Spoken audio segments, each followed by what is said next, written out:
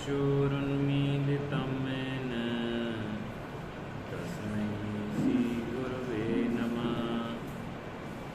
नमः श्रीवर्धमानाय निर्धूतकलिलात्मने सालोकानां त्रिलोकानां यद्विद्यादर्पणाय ते।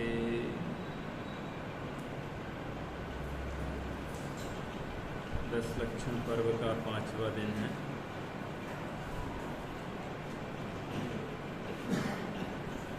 उत्तम शौच धर्म। सुबह भैया ने अच्छा स्पष्टीकरण किया था शौच धर्म के बारे में। शौच यानी होता है शुचिता, और शुचिता यानी होता है पवित्रता। अब जैसे कपड़ा मैला हो जाए तो कपड़े को अपन साबुन से पानी से धोएंगे तो वो सफ़ेद हो जाएगा, मैल छूट जाएगा।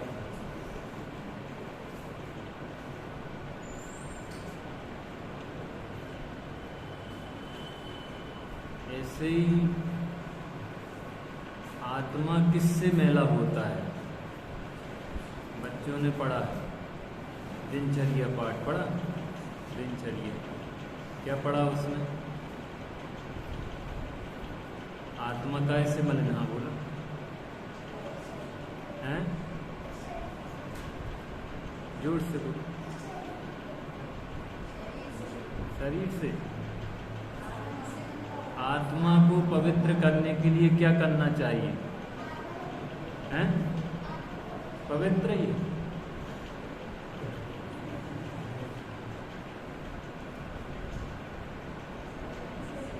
आत्मा राग द्वेष मोह भावों से मलिन होता है। देवशास्त्र गुरु की समुच्चय पूजा पढ़ी होगी आपने। क्या लिखा उसमें? अनादिकाल से जग में स्वामिन जल से शुचिता को माना, कारण कि शरीर को अपना माना,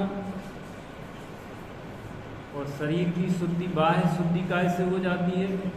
जल से हो जाती है। तो जल से पवित्रता मानी।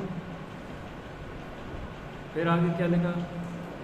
अनादिकाल से जग में स्वामिन जल से शुचिता को माना, शुद्ध निजातम सम्यक रत्न त्रयनिधि को नहीं पहचाना।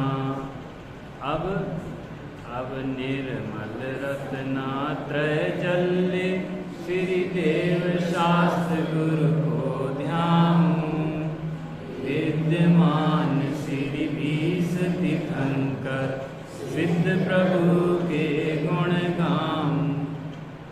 कैसे दूर है मलिनता? रत्नत्रय जल से। इस जल से तो धोया, रत्नत्रय जल से नहीं धोया। अब रत्नत्रय जल से क्या धुलेगा बोलो? रत्नत्रय जल से मोह राग द्वेष धुलते हैं, वो नहीं धोए। और वो नहीं धोए तो अपवित्रता जहां की तहां बनी रही। जैसे उत्तम क्षमा क्रोध के अभाव में प्रकट होती है, उत्तम मार दो मान के अभाव में, उत्तम मार जाओ माया के अभाव में, उत्तम शौच लोभ के अभाव। कहा लोभ के अभाव में, समझना लोभांत कसायों के अभाव में। मतलब लोभ है अंत में जिसके, लोभांत का क्या मतलब हुआ? लोभ है अंत में जिसके। तो लोभ कहा तो कौन कौन आ गया उसमें? क्रोध, मान, माया, ये आ गए कि नहीं आ? ये सोचो, क्या सिर्फ लोभ से चित्त मलिन होता है? क्रोध से मलिन नहीं होता, अभिमान से मलिन नहीं होता, मायाचारी से मलिन नहीं होता। सभी कसायों से चित्त मलिन होता है। तो सभी कसायों के अभाव का नाम शौच धर्म है। क्या? तो अपनी गंदगी साफ, अपने को आत्मा मानते हो तो अपनी अपवित्रता नाश करने का विचार करो, उसका उद्यम। शरीर ही अपने को मानते रहेंगे। अब ये बताओ, शरीर को ही आत्मा मानने वाले मल मल कर खूब नहाते हैं, और नहाने के लिए साबुन, शैम्पू और आजकल हैंड वॉश आ गया हो क्या, और अब तो और ज़्यादा सैनिटाइजर। बताओ, इनसे साफ करके अपने को पवित्र मान लो। घर घर में उसके पोंछा लगते का है कि वो डिटॉल का या वो फिनाइल का, हाँ फिनाइल का पोंछा लगे, बोले बढ़िया साफ हो गया घर। बताओ, इस प्रकार से शरीर और घर की सफाई करके हम अपने को पवित्र कर पाते हैं कि अपने को और ज्यादा अपवित्र कर लेते हैं? समझ क्या रहे अपन? हम तो अपने शुद्ध कर रहे हैं, अपने आप को शुद्धिकरण कर रहे हैं। अब बताओ, अन्य लोगों के विचारों में और हमारे विचारों में अंतर क्या हुआ? सही बताओ, आप साबुन से नहाते हो, अब साबुन में चर्बी मिली, चर्बी आप ऐसे छू लोगे तो नहाओगे, और उसी चर्बी से नहा रहे। बिल्कुल व्यवहारिक बात कर रहे हैं हम, कोई बहुत ऊंची बात, बहुत सूक्ष्म बातें नहीं कर रहे। उससे अपवित्रता हुई कि पवित्रता हुई? देखो, उससे नहाने से पापी कर्म का तो आश्रय हुआ, और पाप कर्म का आश्रय बिना पाप परिणाम के तो हुआ नहीं। तो वो परिणाम तो पाप का परिणाम, उससे मलिनता हुई कि उज्ज्वलता हुई? वो मलिनता हुई कि उज्ज्वलता हुई? कैसे? यानी हमने अपने को मान क्या रखा है, बातें हैं। अब शरीर मान रखा है तो बस शरीर की शुद्धि को अपनी शुद्धि मानते हैं, आत्म शुद्धि की ओर ध्यान तक नहीं जाते। करने की तो बहुत दूर की बात है। अभी अपन ने जो सामायिक पाठ पढ़ा, कहीं लगा कि मेरे से ये गलतियां हुई हैं, हमारी ज्यादातर उत्तर होता हमारी का गलती, हमारी का गलती, ऐसा लगता है। जिसे ये लगता है कि हमारी क्या गलती है, मतलब उसे अपनी गलती तक नहीं मालूम। गलती तो है, गलती नहीं है तो फिर सजा क्यों मिल रही है? फिर देह की जेल में क्यों डालेगा? गलती नहीं है तो बताओ, गलती नहीं है तो ये नाना प्रकार की सजाएं क्यों मिल रही हैं? कुदरत दे रही है सजा। तो सबसे पहले गलती को गलती तो समझो। जिसे समझ में आ गया कि गलती है तो अब सुधारने का अवसर है, और जिसे यही नहीं लगता कि गलती कर रहे हैं, उसे सुधारने का कोई अवसर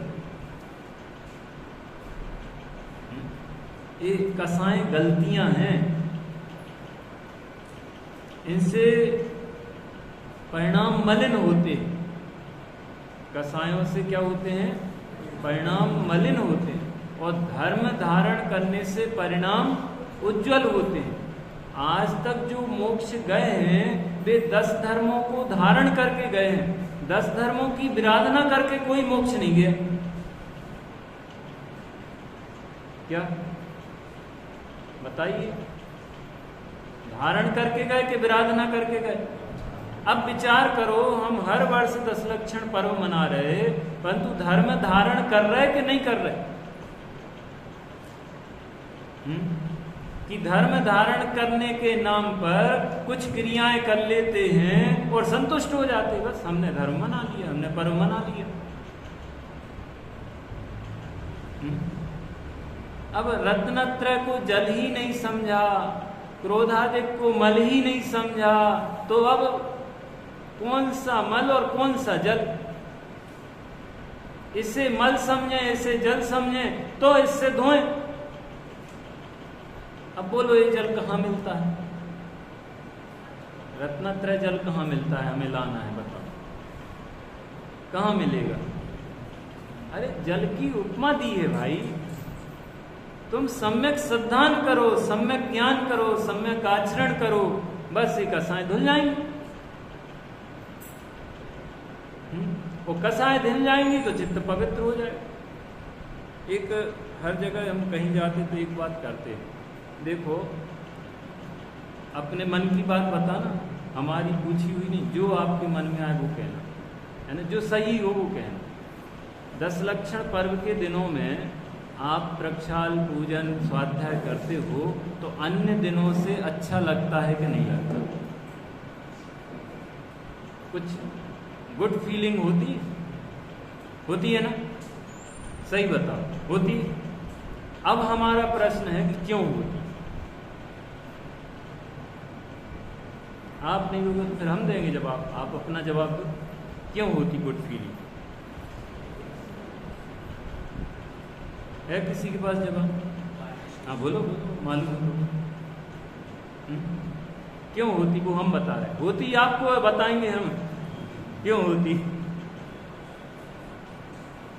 बाकी के दिनों में आपकी कसाएं बहुत तीव्र होती, या अपेक्षाकृत समझना, क्योंकि सबकी अलग अलग हो सकती, अपेक्षाकृत। इन दिनों आपके परिणामों में विशुद्धि आ जाती, इन दिनों का समझो ये अतिशय है।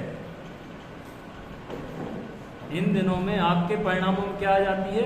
विशुद्धि हो जाती।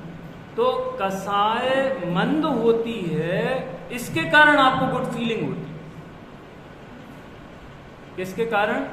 अब देखो इन दिनों आपने विषय कम किए हैं, विषय बढ़ाए नहीं है। विषयों से सुख होता तो विषयों कम करने से सुख घटना चाहिए था, सुख घटने की जगह दुख घट गया, सुख बढ़ गया, ये तो नहीं कहेंगे क्या?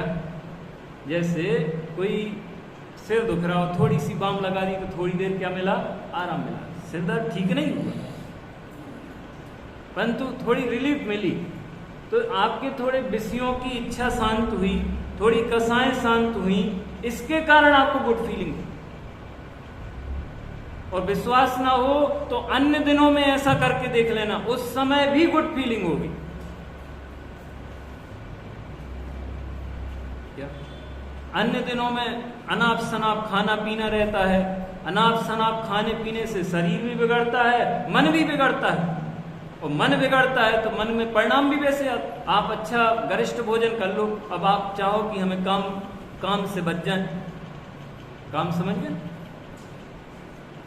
कामोद्दीपन करेंगी वो भोजन क्या करेगा? कामोद्दीपन करेगा।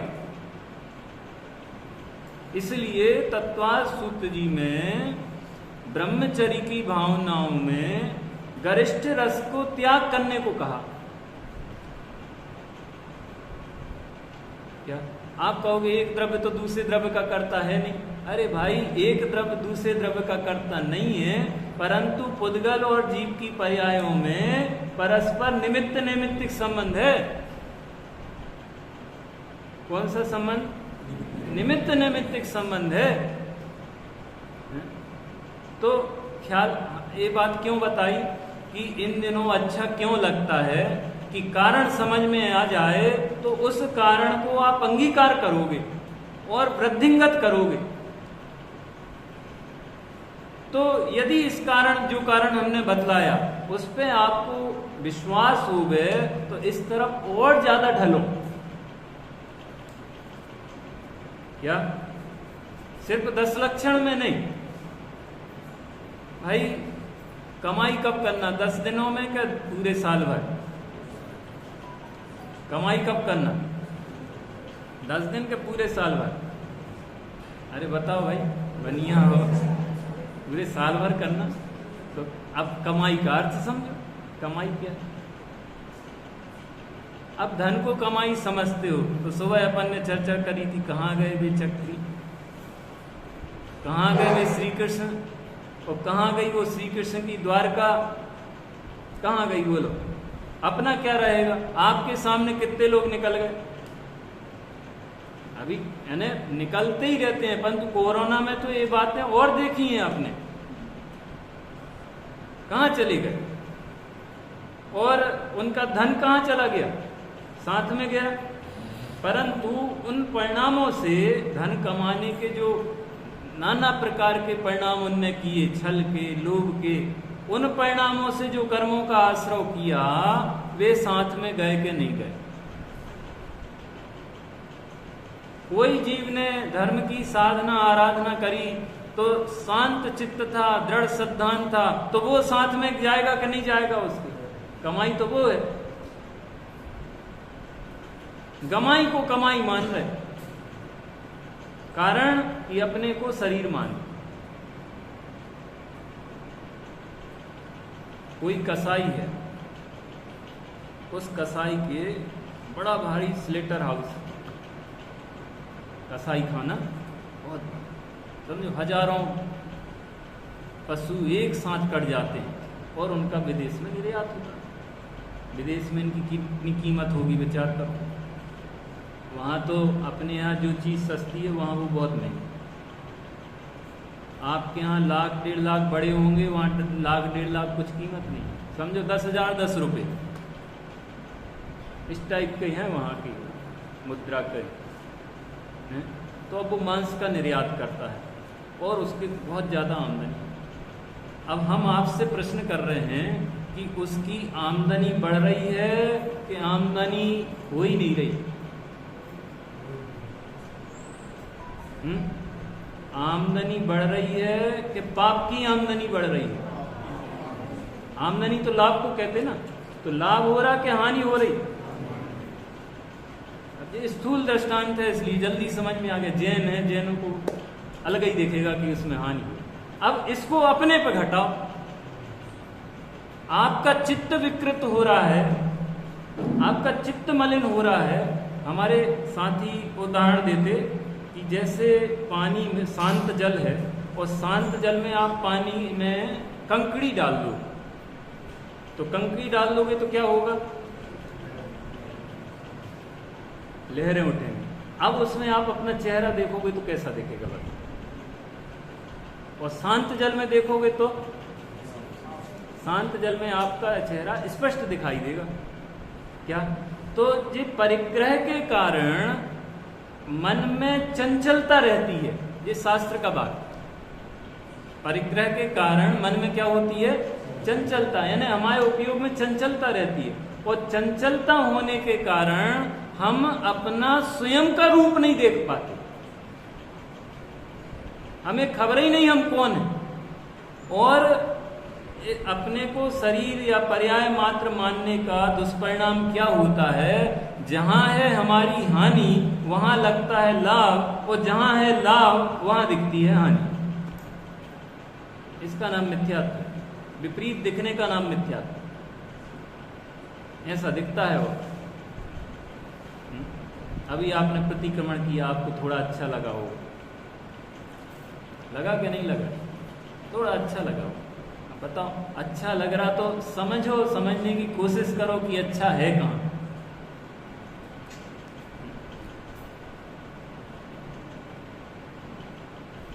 अब उत्तम शौच धर्म के स्वरूप का वर्णन करते हैं। इस ग्रंथ में जगह जगह वर्णन है। यहाँ पे स्नान वगैरह का वर्णन नहीं किया, एक जगह स्नान की प्रमुखता से वर्णन किया कि स्नान करने को जीव शुद्धि मानता है, पवित्रता मानता है। अब उत्तम शौच धर्म के स्वरूप का वर्णन करते हैं। शौच का अर्थ पवित्रता, उज्ज्वलता है। अपने को किसकी उज्ज्वलता करना है? किसकी उज्ज्वलता करना है? अपनी उज्ज्वलता करना है। शरीर की उज्ज्वलता के अपनी उज्ज्वलता मानकर शरीर को उज्ज्वल करने के लिए मैंने ना जाने कितने कितने खोटे परिणाम करके अपने आप को मलिन कर लिया। कहते वो शैम्पू वगैरह होता ना, कहते उसका टेस्ट ऐसा किया जाता कि दूसरे जीवों को बहुत पीड़ा हो या मरण हो जाता, ऐसे टेस्ट किए। अब वो शैम्पू का अपन क्या कर रहे? प्रयोग कर रहे। तो ये बताओ, अपन अपने चित्त को मलिन कर रहे कि उज्जवल कर रहे? वो मान क्या रहे, कितने अच्छे बाल हो गए, कितने अच्छे साफ हो गए, है ना। हुई मलिनता और मानी क्या, हुई मलिनता और मानी उज्ज्वलता। यही तो अज्ञान है, और क्या है अज्ञान। तो शौच का अर्थ पवित्रता, उज्ज्वलता। अभी हमारे पास 2 बार एक वीडियो आ चुका, बोले लिपस्टिक कैसे बनती, उसमें कैक्टस बताए, कैक्टस, और कैक्टस में कीड़े बताए, उन कीड़े को कोई ऐसे उठाता, ऐसे मसलता तो लाल लाल हो जाते। फिर उसमें पूरी प्रक्रिया बताई कि इन कीड़ों से कैसे लिपस्टिक बनती। अब लिपस्टिक लगा के अपन सुंदर बनना चाह रहे, जबकि लिपस्टिक से गंदे बन रहे। लिपस्टिक से सुंदरता आ रही है कि गंदापन दिख रहा है। यहाँ इसके परिणाम बहुत क्रूर हैं। दिख रहा कि नहीं दिख रहा है सब? इसको जीवों के प्रति दया नहीं।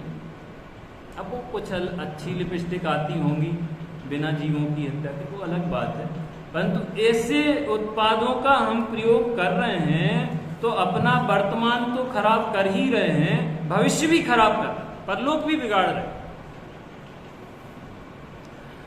शादी ब्याह में लोग स्पेशल वो कराते हैं ना मेकअप, तो वो ऐसी ऐसी क्रीमें होती हैं कि त्वचा खराब हो जाती है।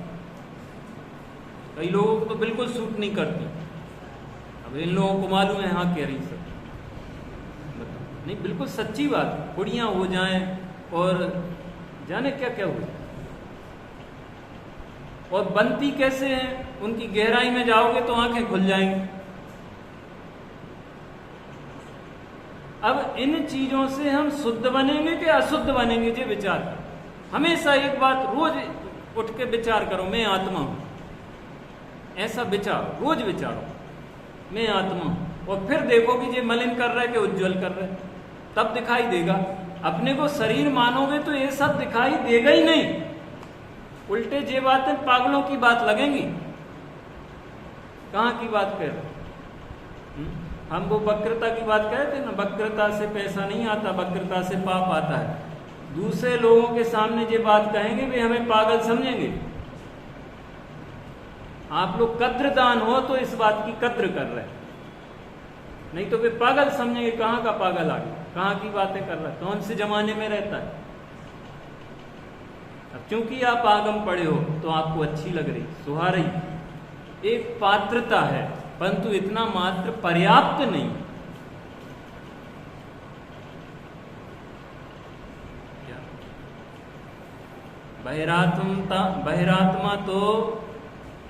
बहिरात्मा किसे कहते?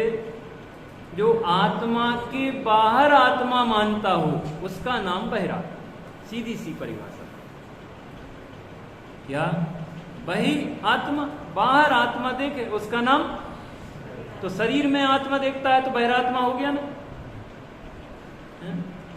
बहिरात्मा तो देह की उज्ज्वलता, स्नान आदि करने को शौच कहते हैं, किंतु देह तो सप्त धातु में मलमूत्र से भरी जल से धोने से शुचिपने को प्राप्त नहीं होती है। बोल रहा है जल से तो देह भी पवित्र नहीं होती। जैसे मल से बना, मल से भरा घड़ा जल से धोने से शुद्ध नहीं होता है, उसी प्रकार शरीर भी शुद्ध उज्ज्वल जल से धोने से शुद्ध नहीं होता है। शरीर को शुद्ध मानना वृथा है। इसी से जल मल का घड़ा है, उससे एक कहानी याद आई, पौराणिक कहानी है। एक स्त्री के ऊपर कोई राजकुमार या राजा आकर्षित हो गया, तो बोले हमें इससे विवाह करना। उसने कुछ दिन की मोहलत मांगी। अब राजा के सामने क्या चले, कुछ दिन की मोहलत। तो बोले ठीक है। अब मोहलत मांग के उनने क्या किया, समझो उपवास से अपने शरीर को सुखाया, तप करके अपने शरीर को सुखाया।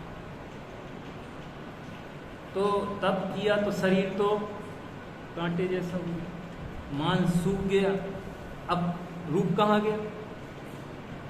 और जो वो मलमूत्र का विसर्जन करती रोज एक घड़े में इकट्ठा, काय में इकट्ठा कर लिया। अब वो समय पूरा हुआ, बोले हाँ आ जाओ। अब देखा वो कहाँ है, वो आया, उसी से पूछ रहा वो कहाँ है, तुम्हारी सेठानी कहाँ है। बोले जे घड़े में। क्या तुम जिसे चाह रहे हो वो इस घड़े में है। आ गया समझ में। अब एक थोड़ा इस प्रकरण से हटके बात है। जैसे मल से बना, मल से भरा घड़ा जल से धोने से शुद्ध नहीं होता है, इसी प्रकार शरीर भी शुद्ध उज्ज्वल जल से धोने से शुद्ध नहीं होता है। शरीर को शुद्ध मानना वृथा, मानना छुड़ाना है। अभी तो शरीर को शुद्ध मानना वृथा है। शौच देखो, मुनिराज का शरीर कितना मलिन होता और परम पवित्र हैं, और अपना शरीर कितना साफ है, कहीं मैल की परत नहीं जमी। उनके आप देखोगे मुनि देखने मिले तो उनके शरीर में मैल की परतें जमी। क्यों? स्नान तो करते नहीं है। मैल लग गया तो उसे ऐसे रगड़ के भी छुड़ाते नहीं है, लग गया तो लग गया। वे तो अपने चित्त को उज्जवल बनाने में लगे हैं, रत्नत्रय से अपने आप को सजाने में लगे हैं, पवित्र बनाने में लगे हैं। शरीर मलिन होता है तो हो, उससे भी निष्प्रह है। सनत कुमार मुनिराज का दृष्टांत याद कर लो। शरीर में कोढ़ है तो है, उससे हमें कोई लेना देना नहीं। हमें तो अपने को सुखी करना है, तो सुखी करने के पुरुषार्थ में हम लगे हैं। अब वो एक देव आ गया परीक्षा लेने, और परीक्षा लेने आया तो बोले हम वैद्य हैं और हमारे पास ऐसी औषधि है कि आपके इस कुष्ठ रोग को ठीक कर सकते हैं, आप इलाज करा लो हमसे। बोले भाई हमें इस रोग से कोई परेशानी नहीं, हम तो भव रोग से परेशान हैं, उसकी औषधि तुम्हारे पास हो तो दे दो। क्या बोले मुनिराज? काय से परेशान है? भव रोग से परेशान है। और जहां तक इस रोग की बात है तो ये मुंह की लार इसमें लगा देंगे तो ठीक हो जाएगा। क्या? खुद की लार इसमें लगा देंगे तो ठीक हो जाएगा, परंतु इससे हमें कोई प्रयोजन नहीं। देव अपने असली रूप में आ गया, उनको नमस्कार किया, बोले हे भगवान ऐसी औषधि तो आपके ही पास। मुनिराज किसको उज्जवल बना रहे?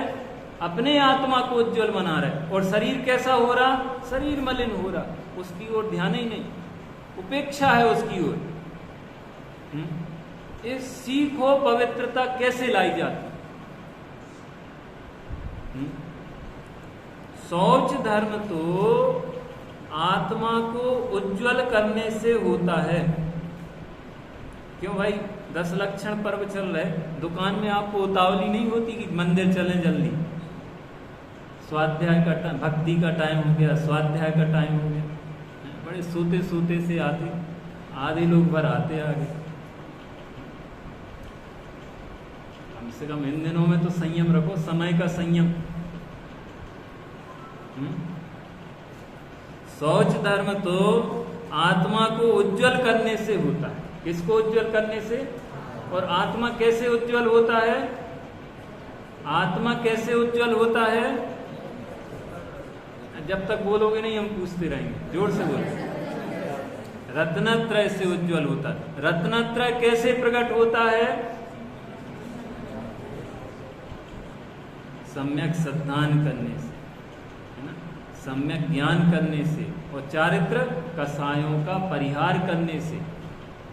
क्रियाओं से चारित्र नहीं हो जाता।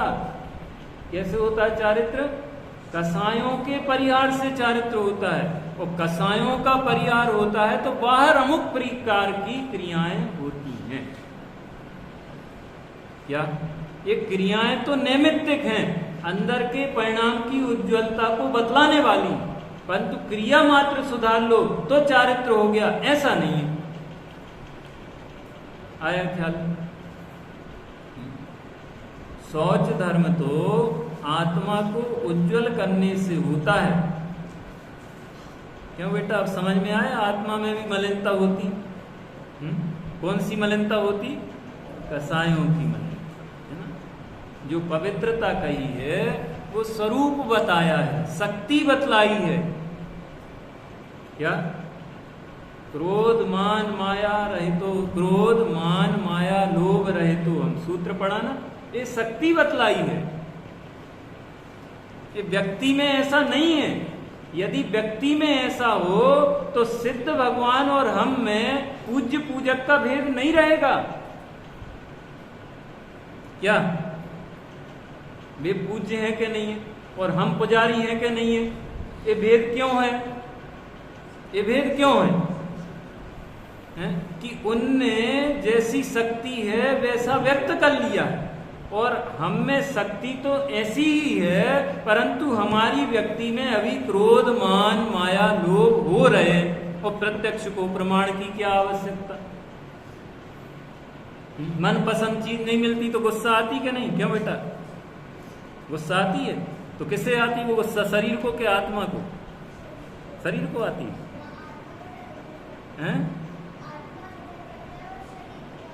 शरीर को गुस्सा आती है और अनुभव आत्मा करता है।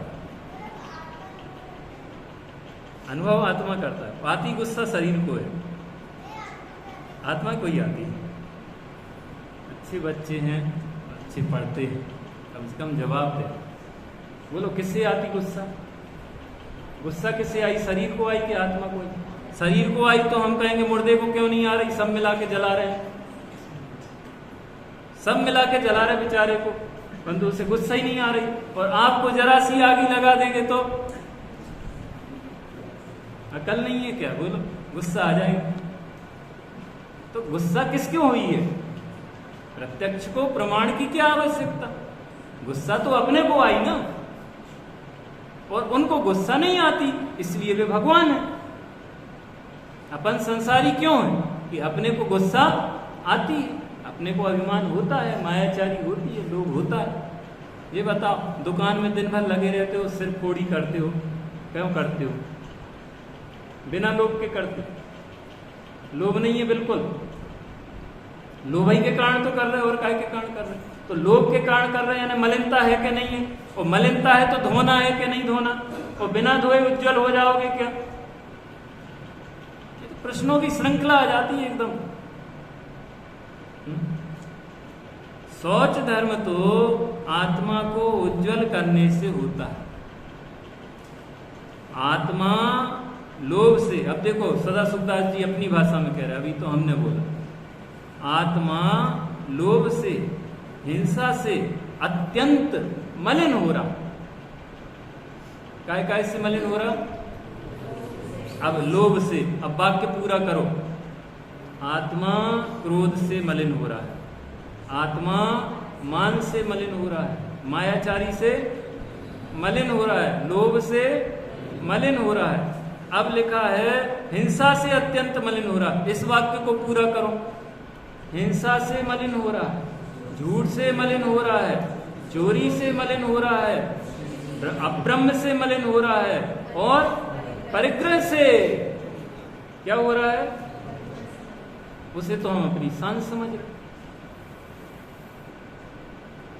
शान समझ रहे, जिससे मलिन हो रहा है। बोलो पंडित साहब बोले कि कोई के घर में उसकी अलमारी में दवाइयां भरी, पूरी अलमारी दवाइयों से भरी। किस बात की सूचक? उसकी शान की। हमारे पास इतनी महंगी महंगी दवाइयां, ये दवाई विदेश से बुलवाई है, इतने की, अभी बहुत चल रहा था, इतने करोड़ का वो होना, एक इंजेक्शन लगना।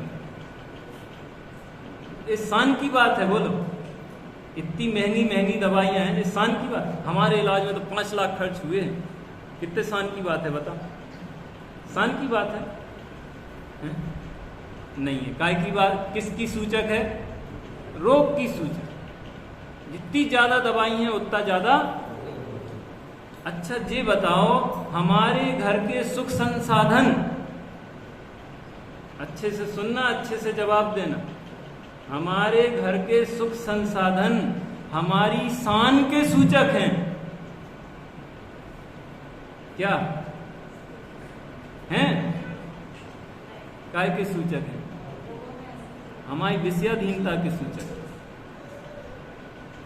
जो भोगों का दास वह सब जग का दास है, जो भोगों से उदास सारा जग उसका दास है। इसमें इसी में है स्वाधीन मार्ग करके रचना है, उसमें पढ़ना। वो संसाधनों की अधिकता हमारी दासता बतला रही है, हमारी स्वाधीनता नहीं बतला रही, हमारी मलिनता बतला रही है, हमारी उज्ज्वलता नहीं बतला रही। मुनिराज देखो, मुनिराज को क्या क्या चाहिए? कपड़े चाहिए, कपड़े चाहिए मुनिराज को। कपड़े हमारी शान है, बोलो। कपड़े, खेद होना चाहिए कि कपड़े धारण करना पड़े। हमारा रूप तो यथाजात, हमको तो कौन सा भेष शोभा देता है? यथाजात भेष शोभा देता है, और हमको जो कपड़े पहनना पड़ते हैं ये हमारी मलिनता के सूचक हैं। क्या अब बताओ, मुनिराज को कल के भोजन की व्यवस्था करना है? भोजन की व्यवस्था करना है कि नहीं करना? अच्छा, भोजन उनका पुण्य ज्यादा कि अपना पुण्य ज्यादा? भोजन के बारे में, आहार के बारे में उनसे कहेंगे अत्रो अत्रो हैं, तिष्ठो, कितनी भक्ति से, नवदा भक्ति से बुलाएंगे, और उन्हें भोजन की बिल्कुल चिंता नहीं, कल होगा कि नहीं होगा, बोलो। और हम इतनी चिंता कर रहे, करोड़पति हैं, और आज भोजन करने बैठे पत्नी 4 बातें सुना रही, फिर परस रही। बोलो किसका पुण्य ज्यादा है? हाँ, दोनों हाथ से कमाते भी बहुत हैं, परंतु कमाई दिखती नहीं। उनने रत्नत्रय कमाया, उनने 10 लक्षण धर्म कमाए, और इसलिए सारे जगत के हैं हाथ उनके सामने जुड़ जाते। अन्य मती भी आते तो जुड़ जाते उनके हाथ। कहते हैं भले ही वे कुछ भी माने, कहेंगे जैनों तपस्या तो जैनों के साधु करते, हमारे तो सुन लेना आप। क्या जुड़ जाते हैं उनकी निर्ग्रंथता देख के। आया ख्याल? तो निर्ग्रंथता से उज्ज्वलता आती है, ग्रंथ से तो, ग्रंथ यानी परिग्रह होता है, ग्रंथ से तो मलिनता होती है, ग्रंथ से मलिनता होती। अतः कभी कभी आप विचार करके देखना मुनिराजों का जीवन, आपको दिखेगा कितना स्वाधीन है, कितना स्वाधीन जीवन है। ना उन्हें कपड़ा चाहिए, ना उन्हें भोजन चाहिए, ना उन्हें बर्तन चाहिए, ना उन्हें मकान चाहिए, ना उन्हें बेड चाहिए, ना उन्हें चप्पलें चाहिए, ना उन्हें चश्मा चाहिए। क्या चाहिए बोलो? अब अपने को ये सब चाहिए तो सोचो इतने अपन पराधीन, जितनी चीजें अपने को चाहिए उतने पराधीन। क्यों? आपकी आंख अच्छी है, आपको चश्मा नहीं चाहिए तो स्वाधीनता है क्या? और हमें चश्मा चाहिए तो अब हमें इतनी सारी चीजें चाहिए तो कितने पराधीन है। पराधीनता को स्वाधीनता माने बैठे। बात बात में फिर मलिनता को उज्ज्वलता, पराधीनता को स्वाधीनता, पर को आप, अनिष्ट को इष्ट, क्या नहीं मान रहे? गलतियां ख्याल में आएंगी तो छोड़ पाएंगे, और गलतियां ख्याल में ही नहीं आएंगी तो छोड़ना तो बहुत दूर की बात है। आत्मा यानी जो साधक होते हैं, गृहस्थ साधक भी, वे निरंतर निर्ग्रंथता की भावना भाते हैं। पंडित साहब की देखो निर्ग्रंथ भावना करके एक रचना है, राजचंद जी की देखो अपूर्व अवसर करके एक रचना है, और भी दौलत राम जी, भागचंद जी आदि कवियों के देखोगे इस आशय के भजन उनको मिल जाएंगे निर्ग्रंथ हैं। कब वह सुघड़ी आएगी जब मैं निर्ग्रंथ भेष धारण करूंगा, ऐसा एक छंद। हर ज्ञानी की भावना निर्ग्रंथता की होती है, क्योंकि वह निर्ग्रंथता में उज्ज्वलता मानता है। और नियम साजी में निर्ग्रंथ आत्मा निर्ग्रंथ है, ऐसा निर्ग्रंथता आत्मा का स्वरूप है, ग्रंथ आत्मा का स्वरूप नहीं है। ग्रंथ से निर्ग्रंथता ढक जाती, क्या ग्रंथ से क्या होता है? ग्रंथ यानी परिग्रह, उससे अपना स्वरूप ढक जाता है, अपनी सुंदरता ढक जाती है। और निर्ग्रंथता यानी सिर्फ नग्नता नहीं, निर्ग्रंथता यानी कसाय रहितता, परिग्रह रहितता। और अंतरंग परिग्रह 14 प्रकार का होता है, उससे रहित हुए हैं, और बहिरंग परिग्रह से भी रहित हुए हैं।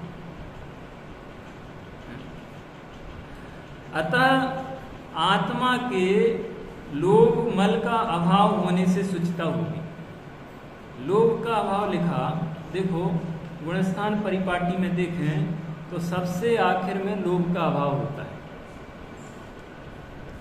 अब लोभ का अभाव हो गया, अब क्रोध का अभाव करना पड़ेगा, वो तो पहले ही हो गया।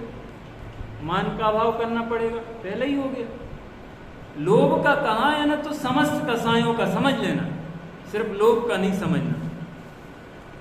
अतः आत्मा के लोभ मल का अभाव होने से शुचिता होगी।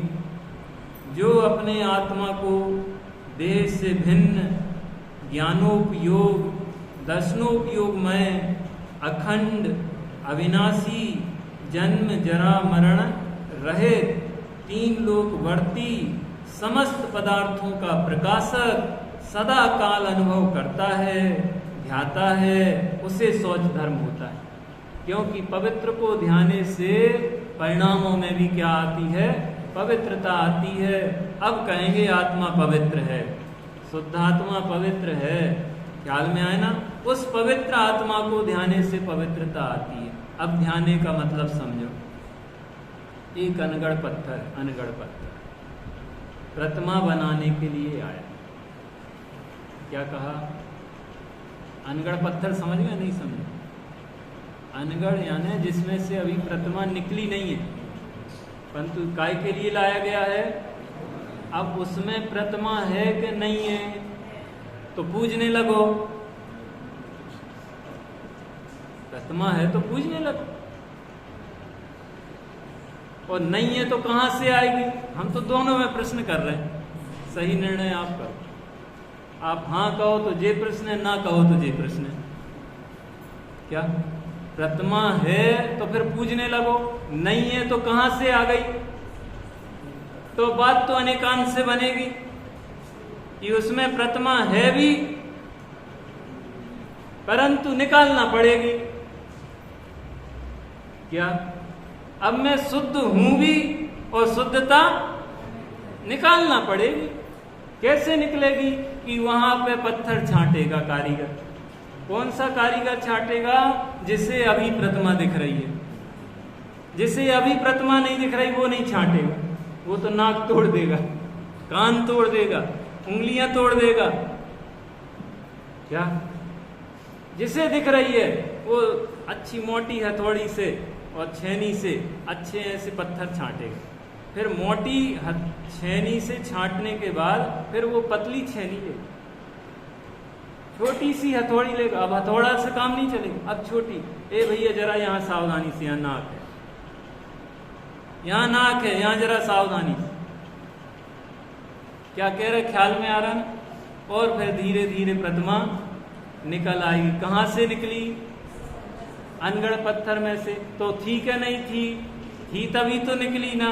ऐसे ही आत्मा शुद्ध है क्या नहीं है? कैसा शुद्ध है? कैसे निकलेगा?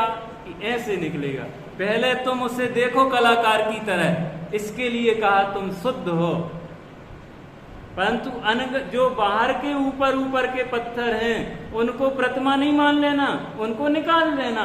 ऐसे ही जो भगवान में नहीं है और हम में है उनको शुद्ध नहीं मान के बैठ जाना। क्या भगवान में क्या क्या नहीं है? मोह है भगवान में, राग है, द्वेष है, अपन में है कि नहीं है? तो इसको शुद्ध नहीं मानना, इसे निकाल। ये पत्थर निकालना पड़ेंगे, समझ में आना? इस अशुद्धि का नाश करना पड़ेगा, तब जाके भगवान बनेंगे। वो भगवान बनेंगे यानी पवित्र बनेंगे।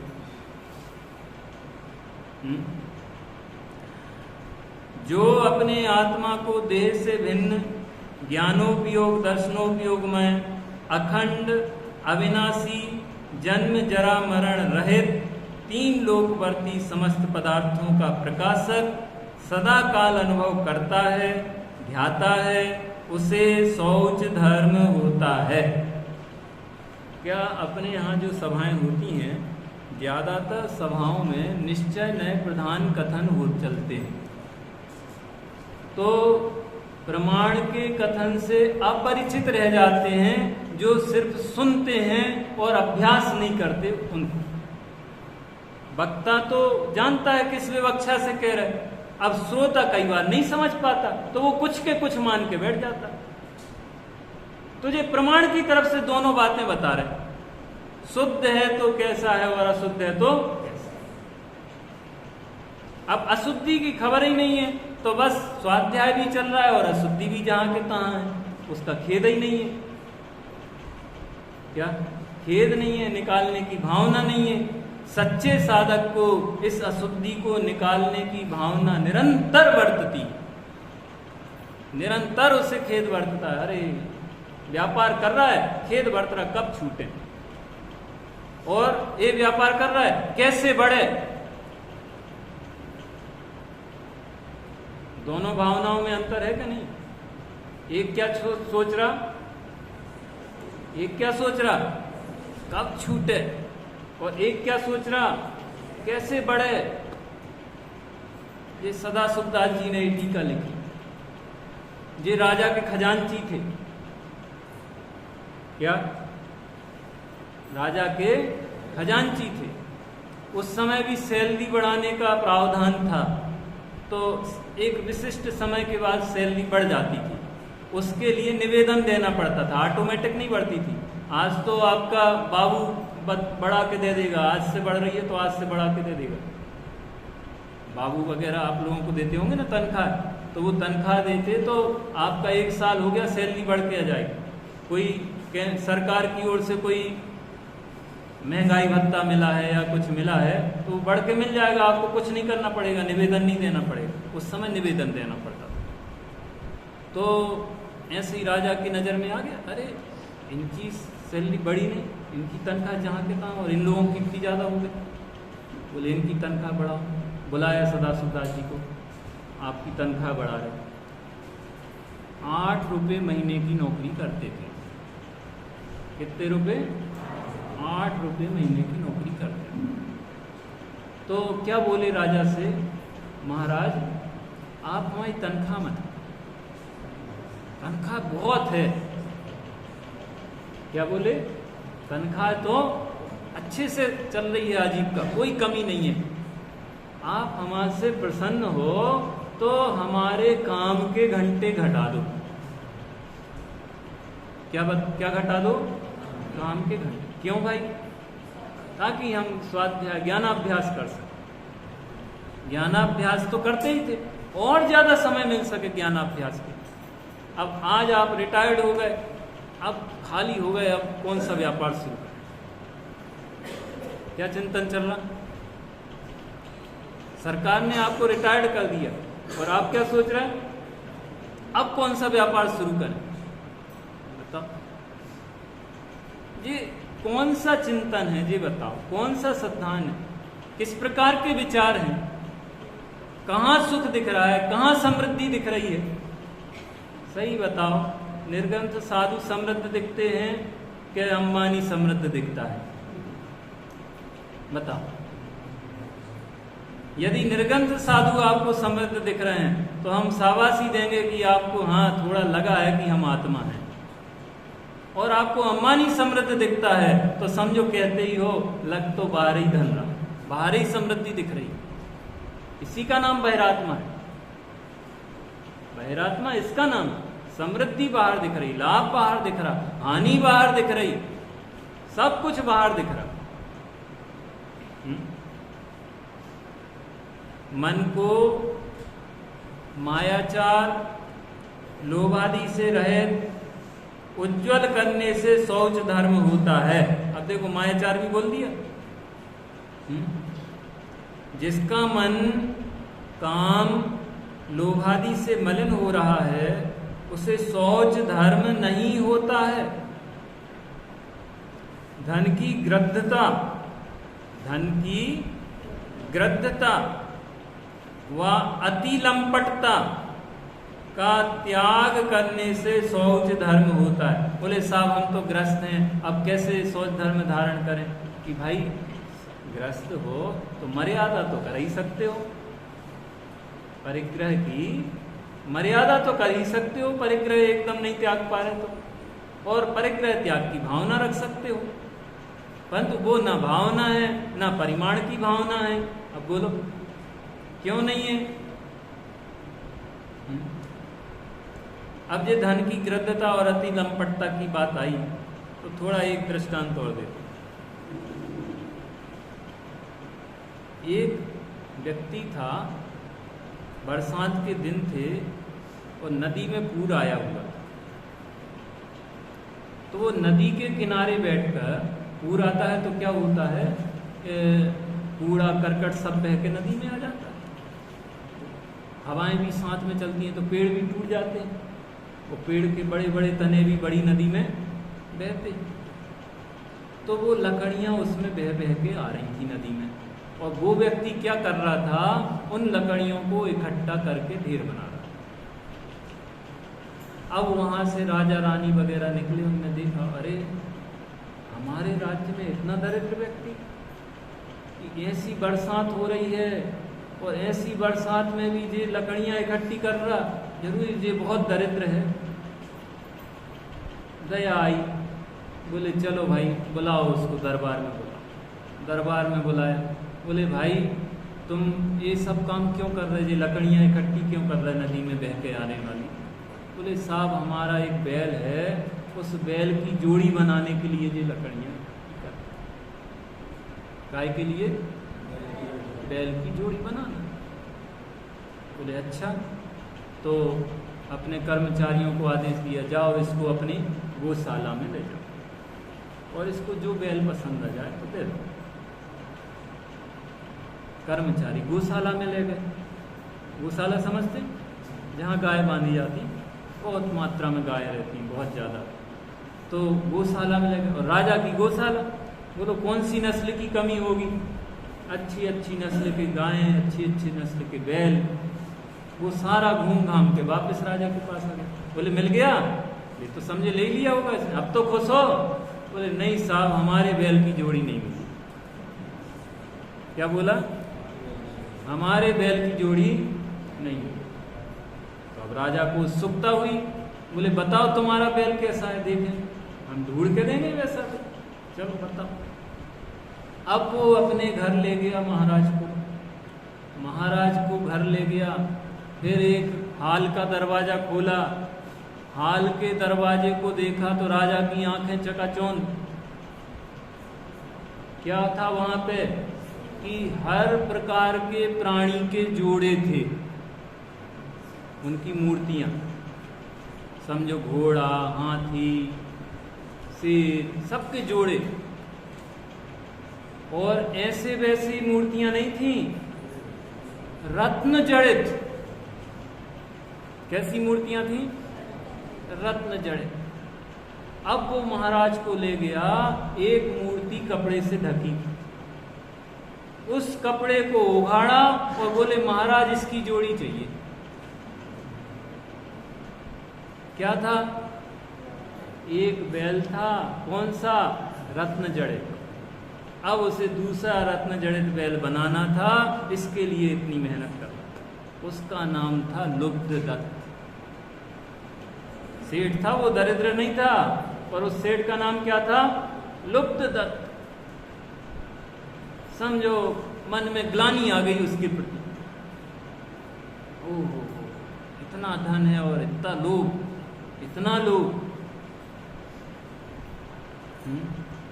फिर बाद में मर के सांप हुआ, जो हुआ वो पूरी कथा प्रयोजन भी नहीं है, ख्याल भी नहीं है, एकदम दुर्गति में है। काय के कारण गया? लोक के कारण। लोक में तक प्रचलित है ये बातें, जिनको धन से बहुत प्रेम होता है, बहुत कंजूस होते हैं, मर के सांप उसकी रक्षा कर, सांप बन के उसकी रक्षा कर। प्रचलित हैं ये बातें तो लोक में बहुत, अन्य मतों में भी प्रचलित है। बोलो कितना मलिन परिणाम उसका विचार आते ही ग्लानि का परिणाम आ गया। ओहो कितना लोभी, कितना लोभी, अपने को उससे क्या प्रयोजन, वो गया तो अपना क्या नुकसान हुआ, और वो नहीं जाए तो अपना क्या फायदा हुआ। परंतु इस लोक के परिणाम से हम दुर्गति में चले जाएं तो बोलो, पूरी आयु व्यतीत करना पड़ेगा, रहना पड़ेगा फिर वहीं पे। और सांप की योनि में चले गए तो बताओ अब वो आहार क्या होगा, वो आहार वो होगा तो फिर सांप के बाद कहाँ जाएगा। ऐसे सोचो तो, ऐसा व्यापार में ऐसा सोचते हो, ऐसा होगा तो ऐसा होगा तो ऐसा होगा, इसमें भी तो सोचो जरा, ऐसा होगा तो क्या होगा। इसलिए लोग छोड़, परिणाम उदार रखना, कंजूसी नहीं करना, योग्य स्थानों पे दान देना, जो परिग्रह का परिमाण भी नहीं कर सकते, कम से कम उदारता से योग्य स्थानों में दान दे। क्या योग्य स्थान कितने बताए? 6। कौन कौन से? देव, शास्त्र, गुरु और उनके आराधक, हो गए 6। इनमें अपने धन को लगाएं। और भैया दान का स्वरूप भी समझना हो तो ज्ञानी धर्मात्मा पुरुषों के पास समझ के जाके समझना। आप समझ रहे हैं हम बहुत दानी हैं, अब हो क्या नहीं वो भी बता पाएंगे, सर्टिफाइड भी करेंगे। क्या दान कहते कि आप 5 लाख लिखो हमारे, और फिर समाज ने भी दानवीर की उपमा दे दी। दान है क्या समझो भाई, दान किसका दिया जाता है, कहाँ दिया जाता है, सब समझने लायक है। कैसे दिया जाता है, एक लाइन तो आप लोग भी पढ़ते हो, दान दिया मैं अभिमान ठान, ये तो आप लोग भी पढ़ते हो। दान का स्वरूप भी नहीं मालूम, दान का स्वरूप समझो और दान करो, और मुक्त हस्त से दान। और दान में धन दान का कहीं नाम ही नहीं आता, आता है कहीं? दान के कितने भेद होते, कौन कौन से? आहार दान, अभय दान, और औसत दान, और ज्ञान दान। धन दान का तो कहीं जिक्र ही नहीं। तो बोले फिर धन नहीं देना चाहिए, अरे इनके हेतु से धन दो। परंतु जो आप आहार दान दोगे और आहार दान के लिए पैसा दोगे, देने देने में अंतर पड़ जाएगा। क्या आप स्वयं दान करोगे तो आपकी अलग विशुद्धि होगी, और सिर्फ धन दोगे तो साहब पे आ रहे हैं आपके यहाँ, पैसा ले लो, उनको आहार करा देना, और आपको स्वयं आहार देना, बोलो अब क्या करोगे, कैसे परिणाम होंगे? और फल काय का लगता है मालूम आपको? पात्र की विशेषता से दान भी विशेष होता है, फल भी विशेष होता है। पात्र की विशेषता से फल में विशेषता आती है, बोलो आप। और पात्र की विशेषता से फल में विशेषता कैसे आ गई? वे तो परद्रव्य हैं, हमारा प्रश्न है, बोलो। वे तो परद्रव्य हैं, फल में विशेषता क्यों आ गई? क्योंकि पात्र विशेष होने से परिणामों में विशेषता आती है, और परिणामों में विशेषता आने से फल में विशेषता आती है। आया ख्याल? तो दान का स्वरूप समझो, अतिथि संविभाग व्रत को भली भांति पढ़ो। लोभ कम करने की बात चल रही है, लोभ का अभाव मुनिराज ने किया है। अणुव्रती गृहस्थ लोभ का परिमाण करता है, हम उतना भी नहीं कर पा रहे तो मुक्त हस्त से योग्य स्थान में दान, स्थान में नहीं। क्या स्थान में दान देने से क्या होता है कि बंजर भूमि में बीज बोने से जो होता है